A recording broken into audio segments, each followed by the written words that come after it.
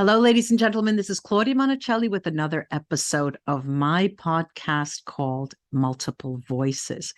I've got a special person here with me, and I don't abuse that word special, but special here means that this person is so rich in the experiences that she has had and what she can offer that I'd like to present her introduce her in a specific way. Nicole Kerr, say hello to our audience.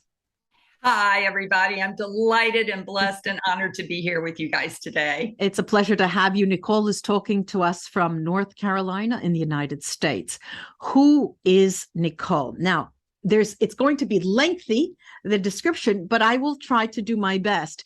She's an award-winning health expert and the co-author of the book, Eating the Rainbow, Lifelong Nutritional Wellness Without Lies, Hype, or Calculus. So she deals with food. You think, okay, she deals with food. Something goes in, she's appeared on CNN, on PBS, on CBS, on ABC, and the Food Channel. And I'm thinking, well, how many more letters are there? Has she been on the BBC? No. Okay, and a host of other TV and radio shows like this one to share her unique perspective on wellness, lifestyle, and nutrition. And although when we talk about spirituality, everything that you do to yourself, I think you would agree, Nicole, to how you pray, from how you pray to what you eat is all inextricably linked, isn't it? Yes, it is. Okay, so let me go on. So for the past 30 years, Nicole has worked in all sectors of society, including the government, Centers for Disease Control and Prevention, nonprofit area, the American Cancer Society, military, I have too, United States Air Force medical operations, academia, the University of Hawaii, and healthcare institutions and hospitals that I won't mention because it'll be lengthy. I want to talk to her.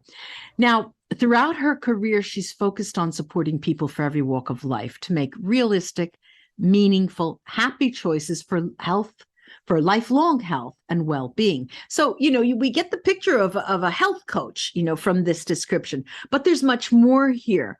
When she was a 19-year-old cadet at the United States Air Force Academy, Nicole would be forced to learn how to live and love differently following a terrifying and transformative near-death experience. That's where I want you. And I'm like, her memory of the crash came back 20 years later, and it's taken Nicole almost another 2 decades to align her soul, spirit, mind, and body, proving healing is certainly a non-linear process. Okay, so we have like a wheel with all the spokes.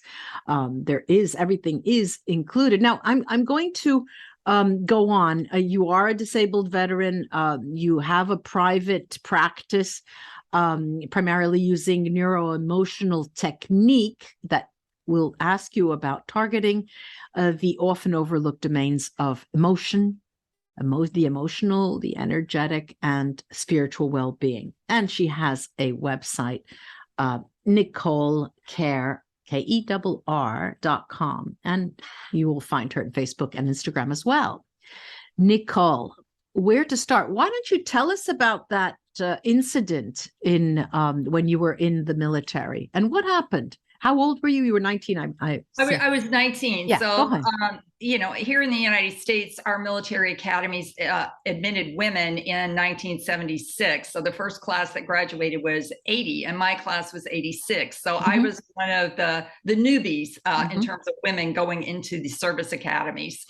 I did it to people please my dad. Okay, I'm just going to be clear right up. But was he from the military as well? Yeah. Yes, he graduated from the academy, wanted to have one of his kids, and I was going to be the one to show up and do it. And then I'd have his approval, then I'd have his love, then I'd have, everything I ever wanted from him if I just could get in there and make it. Please him. Yeah. So that is one of the identities that I've had to learn to strip off of me. And it's been a hard one because I've grown up in it. And in the South, Of course. at least in the United States, you grow up people pleasing. Where in the South did you grow up most of the time? Jackson, Mississippi, and then I went to the academy, and that's of course in Colorado Springs at 7,000 feet. And I was like, I've been there. I can barely breathe here at this. I've been there. So Star Wars, Colorado Springs. Yeah. I was an interpreter during that time, and I took a NATO country, a group of NATO country visitors that were invited by the United States government, and we visited we visited the underground compound, NORAD. Yeah, it was incredible. Mm-hmm. Yeah, many people don't know it's there, so it's still there. Yeah. We're breaking that secret. It's still there. Yeah.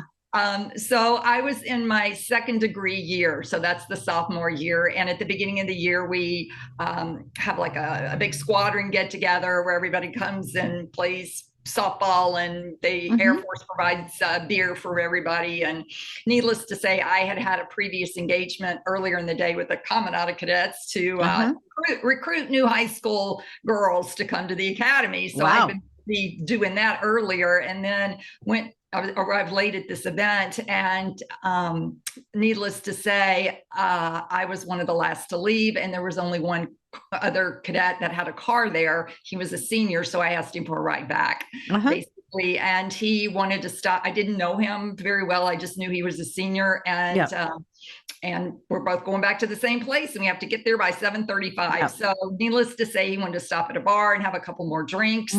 And I was like, oh, well, okay, you're a senior, you probably know what's best. What you're doing, yeah.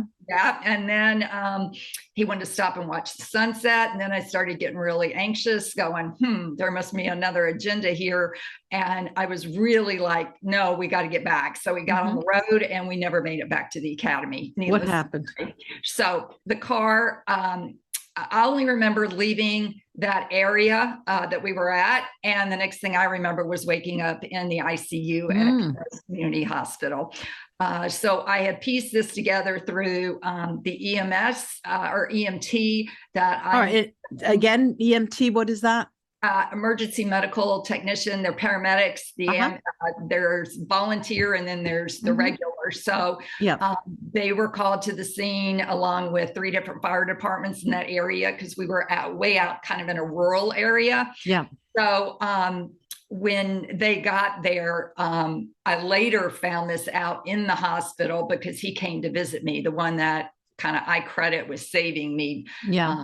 And so veteran volunteer EMT, and he got there and looked, they had me covered up with a blanket. The bystanders that were there couldn't get any kind of pulse from me, anything. So they went, you were out. I was out, dead. And so he turned me over and looked at me and couldn't get any vitals either. So did something called a sternal knuckle massage. Painful. Painful. And so my right eyelid flickered and the pupil dilated. So he knew I had some kind of life in me, and got me, had a lot of horrific injuries, was bleeding out, and got some masked pants on me to get all the blood up to my organs, got me in the bus, and did CPR all the way to the community hospital, which was the closest one. Now, of course, they're not set up for trauma hospitals. In the US, hospitals are rated on trauma levels. Yeah. Well, a community hospital is just not equipped to deal with trauma. So the book opens with the crash scene. Your book. My book, which is called You Are Deathless. Okay. So the first book that I mentioned, that was all about food. No, that's not important. That was about what you need to be eating. And I've decided to get out of that business, because the statistics haven't changed. People are still eating 1.5 servings of fruits and vegetables a day. And probably the pandemic has made that go even lower. So You Are Deathless. And when did that come out? Just August 28th was the launch of it. So wonderful. Congratulations. Yeah. Congratulations. It's already gone to a best-selling status in the new NDE, near-death near-death experience category, but it's a near-death experience taught me how to fully live. And is to it self-published? Is there a publisher Yeah, there? I self-published it, but the company that I work with, it's you come up with your own publishing company. So it's with New Eyes Publishing. Okay. So now that has just come out. Congratulations. Number of pages? 100, and the hardback is 177. Oh, okay. All right. Now, in there is probably everything that you want to talk about now, right? Yes. And so let's talk about it. Okay. What does it mean that you are deathless? Well, when I was trying to think of a title, deathless just seemed like, I don't know if people it's the word breathless means without a breath, Yes, right. But deathless, obviously without a death. Is that what the idea? Yes. And the opposite of that is to understand that your eternality, which is not eternal and it's not eternity. There actually is a word. Yeah, it's a state of being eternal, of having no end. So your soul is endless. It's everlasting. It will go on forever. Yeah. So that's what I want people to understand, that your physical body, yes, it dies, it decays, but your soul, your spirit leaves you and goes on forever. And your soul has this long, long life. Okay.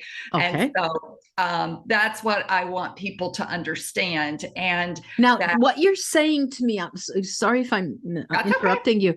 What you're saying to me now is the fruit of your experience or the fruit of your experiments? Is it go? It's from the NDE. It is from my experience. And I tell you that because my memory came back almost 20 years later of what happened. And why do you think that is, that it came back so late? Well, I think there's a couple of reasons. First of all, the only thing I remember during that whole time, from being in the hospital for 4 months and then rehab for 8 months, was bright white lights. That's all I ever remembered. And I remembered asking my surgeon, could that have been the operating room lights? And she said, no way, Nicole, that you were unconscious. You were not conscious at all when they brought you in. You didn't come to until the next morning. So no, there was no way that you saw operating lights. That is something out of this realm that I would have to say is mystical or spiritual. Raymond Moody, who is coined the term near-death experience, that is one of the common traits of near-death experience, is the bright, white, clear light. And if you think about it, what I experienced on the other side were all these other different colors that we don't even have in our color spectrum. So it's not in that 64 box Crayola that people have to color with. It was other ones, but what does white do? White absorbs all the other colors, right? But according to you, you mentioned my guardian angel, the person who saved you. Did you keep in touch with that person over the years? Well, I have 2 guardian angels, but the angel that saved me, I just figured out, it just came to me 3 weeks ago. It was my grandfather Kerr. And he was the one, James Kerr, that saved me, that picked me up. And you're sure of this? I mean, you're sure of this? He was in body, or was he in? He was in angelic form, because the only thing I believed in at that point at age 19, I grew up Southern Baptist, the Bible Belt. Yes, and Lutheran. So my mother was Lutheran, so we had to go to Lutheran church in the morning, the Baptist church at night, the Baptist church on Wednesdays, the Baptist church the whole week of a revival. So we got conflicting messages actually about who was right and who was wrong about. So let's go back to the 20-year time lapse. And why do you think, to the best of your knowledge, what do you think triggered the understanding of what occurred during that NDE? Well, it wasn't the Starbucks coffee that I had just bought. I know coffee. I wish it were that easy. I wish it was that easy for people's memories to come back. But at that point in my life, I had done my own therapy work. My mother did not believe in me seeing a mental health provider. She did not think that I needed that. So she told the doctor that Jesus and God were our psychiatrist. Okay. So I developed an eating disorder straight away when when? A year after the accident. Okay. I was taken away from my parents, helping me, and I went to live with my sister. Okay. So had no mental help. And that's when the eating disorder started. So that is why you dealt with, eating the rainbow, lifelong nutritional wellness. Nutrition, you went into figure that. out my own problem. Okay. Yes. So let's put that aside. And then this 20-year lapse. My body had not felt safe. I really do believe the body keeps the score. There's that book by Van Kessel that talks about how your body holds memory. And it's really the soul with a body, and it's the soul that has the memory, right? Right. So it felt safe enough at that point to let me know what really happened and the details of what happened, enough for me to know that my message moving forward was to tell people not to be afraid of death. And I'm going, really? Now, how am I supposed to do that? Yeah, right. How are you supposed to do that? Well, come on, illuminate us. I'm here listening. And there are a lot of people listening to you. So it's taken me another 20 years. I feel like that, what is it? The Israelites in the wilderness for 40 years. It's like trying to figure my life out. This has been my whole adult life, is trying, to understand what the mind, body, soul, spirit alignment looks like. Yes, looks like, right.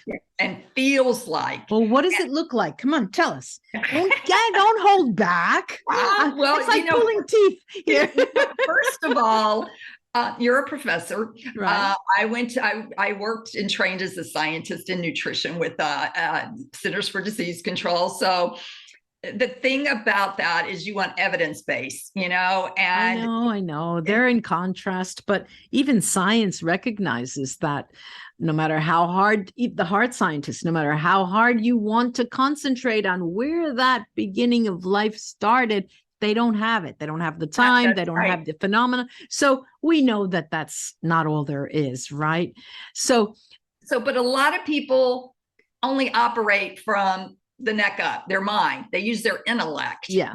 Okay. And they don't embody emotions, because in America, we're a very illiterate country when it comes to emotions. Emotions, yeah.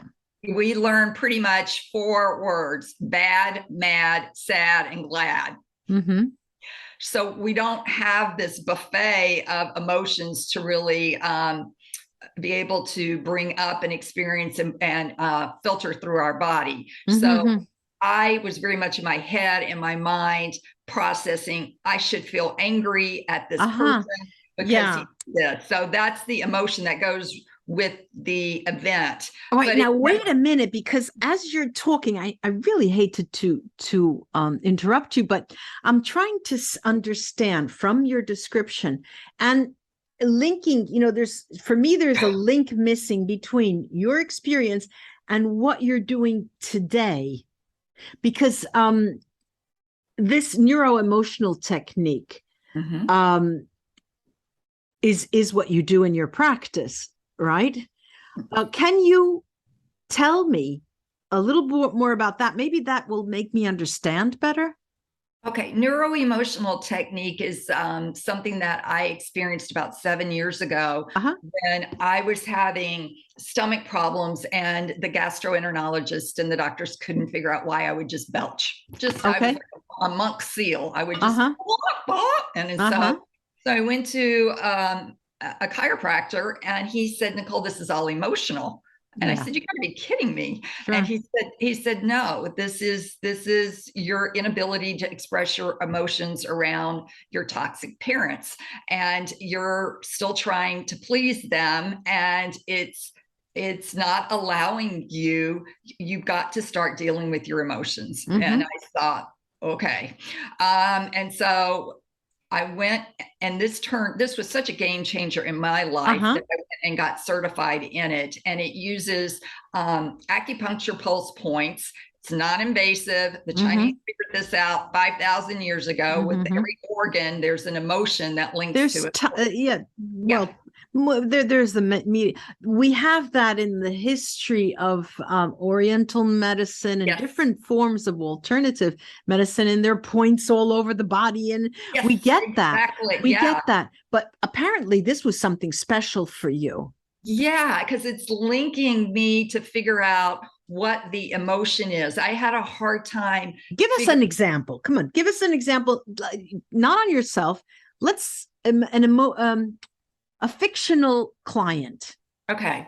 So Mr. X, Miss Y, I don't know. Miss Y comes in and she is divorcing her husband, who is a pastor. Okay. Who is? Sorry. Who is a pastor. Okay. She's a pastor's wife. She was entrenched in the church and she wants to get divorced now.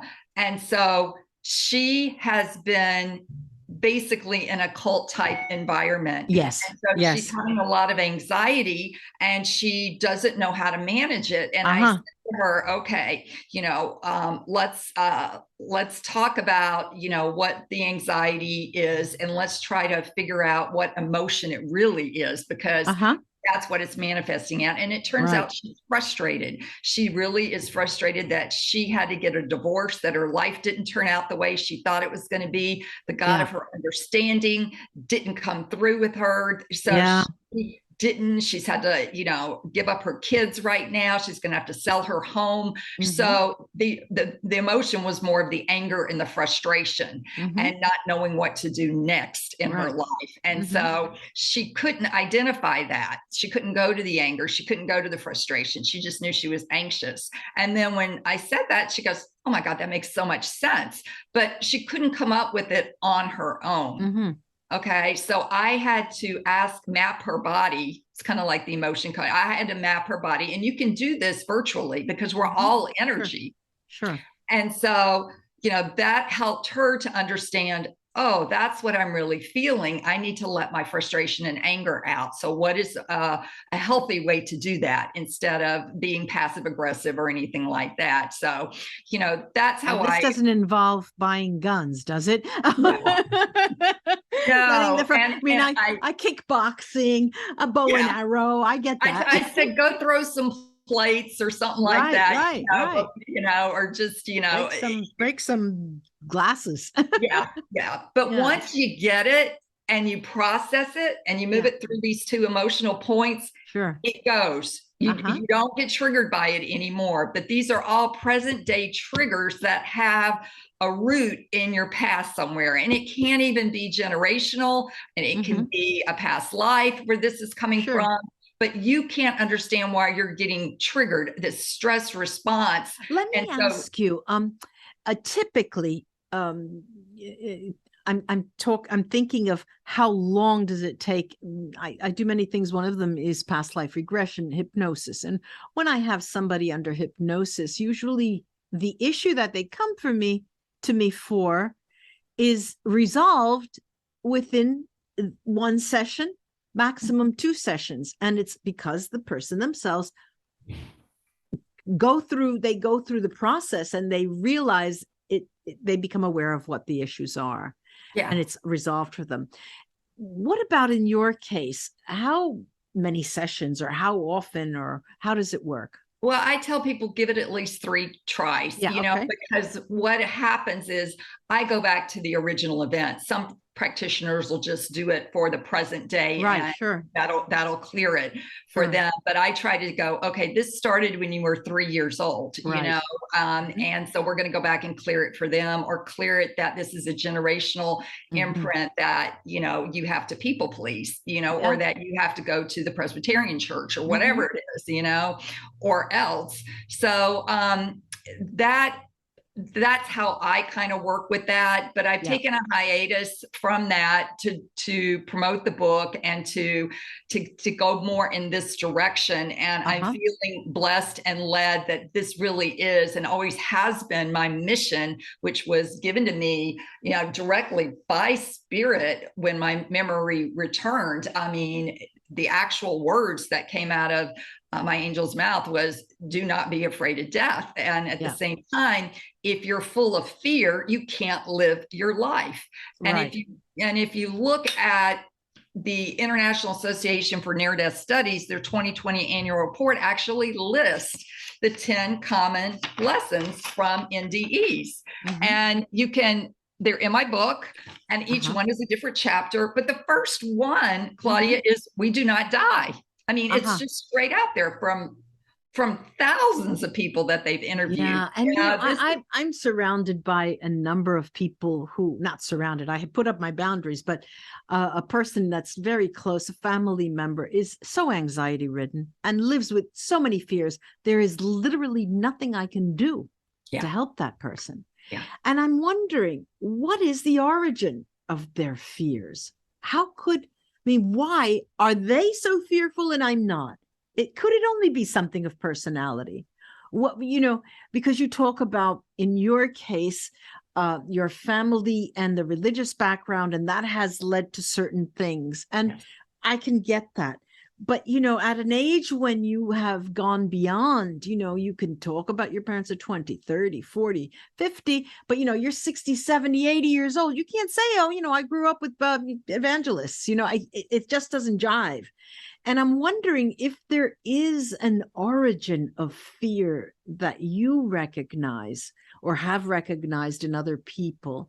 And is it possible to understand or have that emerge? Yeah. And I think for me, it comes at two critical points of development in the human body. And that's 6 years old. 6 years old is when you learn to individuate. Okay. You don't need mommy and daddy to take you to school and hold your hand. You can get on the school bus now, And that, just as an aside, that isn't the 6 to 8 years old is when you get another spirit guide. You're born with one, another comes in around that time. Okay. So that's interesting. Yes. So what I have found is almost every single person I've worked with stops at that age and has to deal with what caused them not to individuate. Okay. So it's some type of fear. And for me, it was going to the Baptist church and the Lutheran church, and it was this set of orientation. Yes. And it was like, if you are a bad girl, if you don't follow these rules, and it wasn't just the 10 commandments, I talk in my book how my dad had his 10 commandments because he was a Marine. And, basically in my little kid head, my dad was representing the bigger image of Father God. Yeah. So, you're double disappointing when you do something bad and wrong. So if you're getting punished or a whipping for speaking when you're told not to speak, that's fear that comes in. It's going, okay, you've been a bad girl. And then scaring the wee out of people by telling them they're going to hell. Okay. So they create this place where you're going to go and burn in eternity, and you won't have your family there. And, it's totally made up to keep you in fear. Yeah. And plus, fears are repressed and they emerge. Yes, most of it. And they're irrational. And if you're filled with fear, you lose your clarity. And clarity is so important in life. You need to be clear about your energy. You need to be clear about your alignment. All these things you need clarity and discernment. Well, see, this idea of clarity is not necessarily not having any doubts. No, doubts is a healthy. Is a healthy thing. You're human, and that's what you have to manage is your humanness with your spiritualness, and of course you're going to have doubts, and of course I'm still going to have fears, but I need to address those fears. I need to look at them and go, okay, is this irrational Yeah. Does it make sense, or is it coming from somewhere else? Right, right. Did I take it on from somebody? Right. Now, I have a final thing I want to talk about. I hope we have enough time. God, you mentioned. Now, how do you want to talk about that? Because I get so many questions from my subscribers.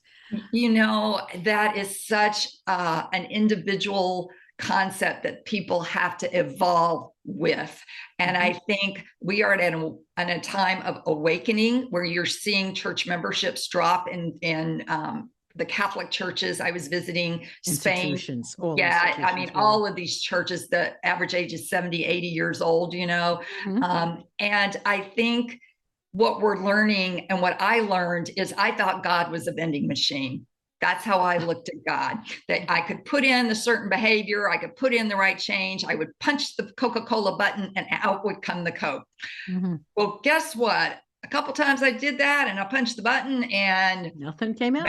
Nothing came out, or Mountain Dew came out, and I didn't want a Mountain Dew. Right. So it's not the machine's fault. It's not God's fault. It's your fault. It's always you are blamed and shamed and guilted if it didn't turn out the way you thought. So now let's say that, if I could summarize here, what is missing, and what I find with most of the clients that come to me, is the lack of responsibility for their own spirituality. Yes. When there is a spiritual awakening, that comes with a responsibility. That is to a certain degree, it's a power, but it also comes with responsibility, and it's different for everyone. And that's what I find. That's my 2 cents, that people think the awakening's from up there. I'm getting it. It's coming. Yeah. And it's from in here. Yeah. God is not external. Yeah. And that's what we were taught growing up. You did these actions to please God, And when I had my near-death experience, what happened 20 years later is I realized God is love. Period. Yes. End of sentence. So that's energy. That's He is, and there is nowhere God is not. It is everywhere. So that goes against my total upbringing. No one in my family understands this. They still don't believe me to this day. Right. They're still seeped into the religious denominations. But it's not only you. I mean, it's all over the world. And that's why I'm trying. I know. So I'm trying to think how we could end. This ending is sort of an invitation for listeners and our viewers, that they can seek and find their own God, or they can, it's something that it's like logic. If you say, once I went to a professor, we were talking about research, and he said, well, if you want something to keep you busy, go study logic for the rest of your life, and so it's the same thing here. Think about God. That will bring you until the end of your days. You will. That's right. The concept of God. Yeah. And I had a client, she was 6 years old, and I said to her one day, I said, what do you think God is? And she knew exactly. She said to me, Nicole, God is the color blue, and there's a bunch of balloons, all different colors, and he's headless, but he talks. Yeah, good for her. Good for her. And I was just like, I hope you never lose that, Right, of course. It was an energy she was pulling all that together with. Nicole, thank you so much for having taken the time and spending it with us and chatting away. There's so much more. I know we just touched the surface, but let me see the book again and tell us the title. You Are Deathless, and Nicole Kerr. And look at that credential, BTDT. Been there, done that. That's my most important credential. Yeah. In the episode notes, this will all be located and mentioned, so you can get in touch with Nicole from her website if you are so inclined. Thanks again, Nicole, and I hope our paths cross again. I do. Bye-bye. Blessings. Take care. Blessings to you. Bye-bye.